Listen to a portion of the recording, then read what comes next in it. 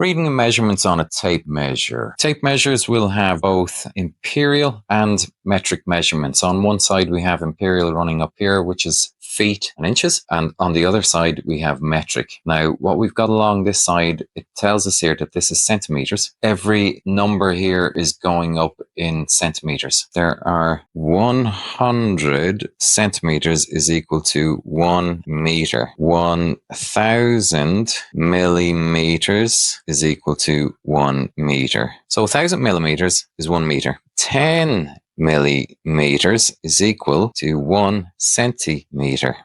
100 centimeters is 1 meter. So for every 1 centimeter, we've got that divided into 10 smaller units, which is 10 millimeters. So we've written it out here. We've got 1, 2, 3, 4, 5, 1 centimeter, 2 centimeters, 3 centimeters, 4 centimeters, 5 centimeters. But for each centimeter, we've got 10 mil. So another way to count this is add a 0 to it all. Got 10 mil, 20 mil, 30, 40 mil, 50 mil. Going all the way up, got 100 mil. 10 centimeters is 100 mil. 11 centimeters is 110 mil. Mil is short for millimeters. Now, it's very easy to say mil. There's no short one for centimeters. Meters is easy to say. So typically, we would speak in either mil or meters. It's faster to say. It's easier. So it's quite easy to read the tape measure on this side. If we had a halfway mark between here, we've got 10 millimeters between the 4 and the 5. So if it's millimeters, we've got halfway is 5 millimeters. We would call this 45. When you go over and look at the imperial is measured in feet and inches. So we have inches here, and these are increments of inches. There are 12